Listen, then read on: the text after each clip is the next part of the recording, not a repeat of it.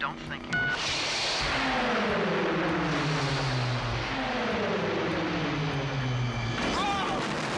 Remember when the coolest car on TV could jump over buildings, sass its driver, and somehow never run out of gas? Yeah, today we're talking about Knight Rider. But even if you thought you knew everything about KITT, some of these weird behind-the-scenes secrets will leave you spinning your wheels. Now, if you're new here or just need a refresher, Knight Rider was the iconic 80s show about Michael Knight, a lone crusader fighting crime with the help of KITT, a super intelligent self-driving car packed with enough gadgets to make James Bond jealous. It was part action series, part buddy comedy, and 100% pure 1980s magic. Before smart cars were even a dream, KITT showed the world what futuristic driving could look like, with a heavy dose of sarcasm and entertainment naturally.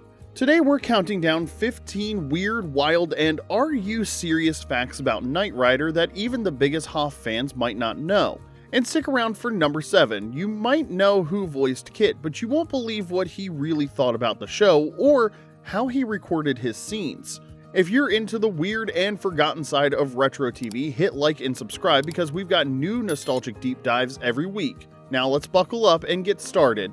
Number 15, the voice box lights were just for show. You know that iconic red voice box that flashed whenever KITT spoke? Yeah, it wasn't synced to William Daniels' actual dialogue. The lights were operated manually, usually by a random crew member flipping switches off screen. Sometimes they timed it right, and sometimes it looked like KITT was beatboxing in the middle of a serious conversation. I am the voice of Knight Industry 2000's microprocessor, k.i.t.t for easy reference. It's called Hollywood magic, folks, and in the 80s, that mostly meant no one will notice on VHS. Number 14, KITT was almost a Camaro. Now, believe it or not, KITT almost wasn't a Pontiac Trans Am. General Motors considered different cars for KITT, including the Camaro, but the newly redesigned Trans Am sealed the deal with its futuristic look. KITT needed to look like he drove straight out of the future, not straight off a used car lot. Somewhere out there, though, there's an alternate universe where Camaro KITT cracks jokes while rocking racing stripes, and honestly, it's a little weird to think about. Number 13, David Hasselhoff was too tall for KITT. Now here's a fun fact for you. The Hoff is 6 foot 4 inches tall, and the Trans Am was not designed for 6 foot 4 inch tall action heroes. They had to rip out and lower the driver's seat just so Hoff's hair wouldn't scrape the T-top every time he made a dramatic entrance. Even then, there are a few scenes where you can spot him ducking slightly to avoid smashing into the roof. Yeah, I thought I'd mention that. You certainly did not. Because nothing says cool lone crusader like accidentally knocking yourself out on your own windshield. Number 12, the theme song was originally based on classical music. Think Knight Rider's theme sounds too cool to be based on old classical music? Well, think again.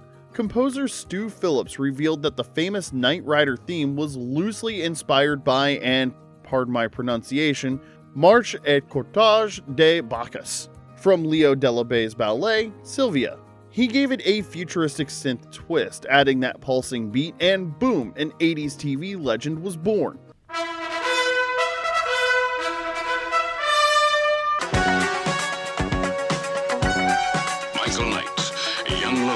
Crusade to champion the cause of the innocent. Turns out KITT wasn't just turbocharged, he was classically tuned. Now, be honest, have you ever caught yourself humming the Knight Rider theme out of nowhere? Tell us in the comments because we won't judge. Well, we are Gen X, so sometimes we do. Number 11, KITT's red scanner light was inspired by Battlestar Galactica. That iconic sweeping red light on KITT's front bumper was a total Cylon ripoff, and they're proud of it. Knight Rider creator Glenn A. Larson also created Battlestar Galactica, and he loved the Cylon's glowing red scanner so much that he recycled it for KITT. If you've ever seen a silver Cylon marching across a battlefield with that hypnotic red eye, you'll instantly recognize KITT's heartbeat. Honestly, KITT still looks cooler than half the robots we have today, so congratulations, you just unlocked a vintage 80s nerd badge. Number 10, KITT's evil twin KARR had 2 voices. Just when you thought KITT was the ultimate good guy, along came KARR, the Knight automated roving robot. KARR was KITT's prototype predecessor built by Wilton Knight's team, but he had one critical flaw. He cared more about saving himself than saving people. What most fans don't realize is that Wilton Knight never had the heart to destroy KARR. Instead, he quietly placed his first creation in storage where it was forgotten after Wilton's death. Years later, thieves broke in and unwittingly reactivated him.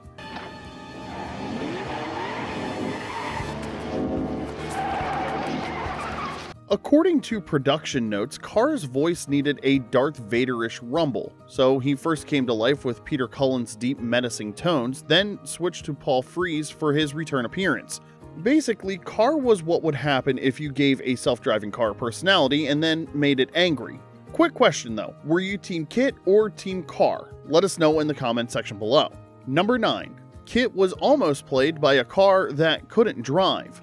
NBC and the producers picked the Pontiac Trans Am for KITT without checking if it could actually, move. Turns out the early 80s Trans Ams were sluggish, clunky, and handled like a roller skate made of bricks. Early test runs had KITT overheating, fishtailing, and refusing to corner cleanly. Buddy. Super pursuit mode.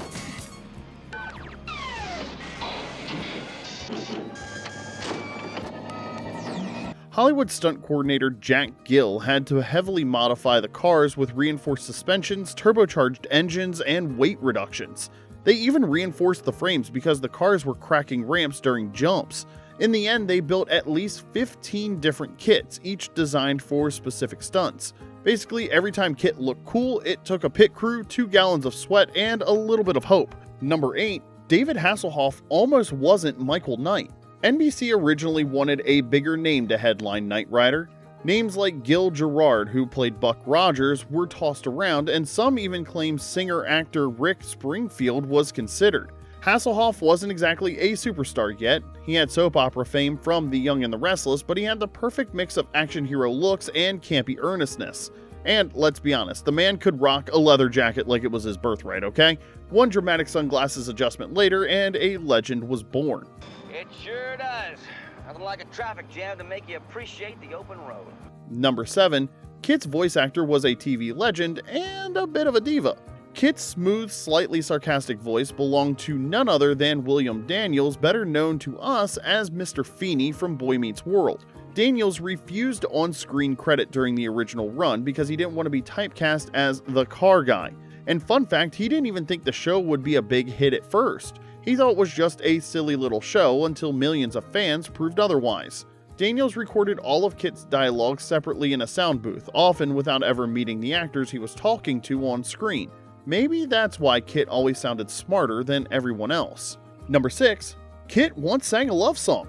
Yes, this did actually happen. It's in the season 2 episode Let It Be Me. Michael Knight goes undercover in a rock band. Because in the 1980s, you couldn't just solve a crime, you had to shred a solo first. At one point, KITT serenades Michael's ex-girlfriend with a love song over the car's radio system. Because nothing says romance like letting your car third wheel your emotional baggage. Number 5 is Turbo Boost equals Hollywood cheating. That legendary Turbo Boost button? Yeah, it wasn't quite real. Most of those gravity-defying leaps were pulled off using hidden ramps, catapults, and a healthy dose of slow-motion trickery. If you freeze frame at just the right moment, you can even spot ramps tucked behind bushes or hidden under props. Look closely during Slam and Sammy's Stunt Show Spectacular and you'll catch a ramp peeking out near the fence line.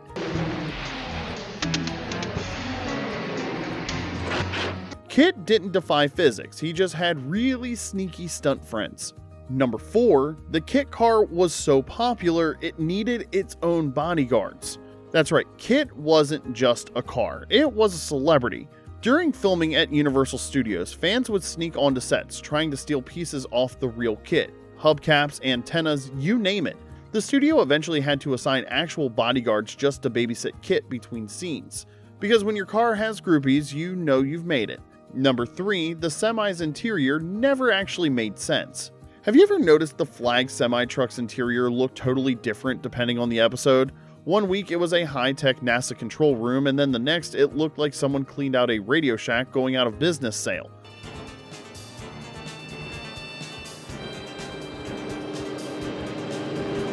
There it is. Continuity, we've never heard of it. But as long as the interior went with the storyline, they were good. Plus, dramatic KITT entrances, those were non-negotiable. Number 2, KITT's dashboard had a hefty price tag. According to production designers who worked on the show, KITT's dazzling dashboard, those flashing lights, scanners, and mysterious buttons, reportedly cost a small fortune to custom build in the early 80s. At a time when the average new car cost around $7,000, KITT's interior tech was in another league entirely. Half the buttons didn't actually do anything, but they sure looked awesome. Will you stop with the odds? I can handle... While Michael smashed them like he was launching a space shuttle. Number 1, there were KITT imposters. Not every KITT you saw was the real deal. For crash scenes, producers used junkyard Trans Ams dressed up with black paint and duct tape. In some wrecks, fans have spotted missing red scanners, broken grills, or even badly painted door panels flying off mid-explosion. KITT? KITT? You alright? If you blink, you might even miss the moment KITT's indestructible armor peels away like a cheap Halloween costume, straight out of a dollar store clearance bin. And before we ride off into the sunset, here's a bonus fact you might not know. Knight Rider wasn't just a hit in America. In Germany, it became a full-on pop culture phenomenon. And get this, Michael Knight's voice was dubbed with a deeper, more serious tone by actor Andreas von der Maiden. German fans loved it, and some even say it made Michael sound way cooler and tougher than the original. Honestly, KITT didn't need a turbo boost over there. He already had a German upgrade. And there you have it, 15 weird facts you didn't know about Knight Rider, or did you?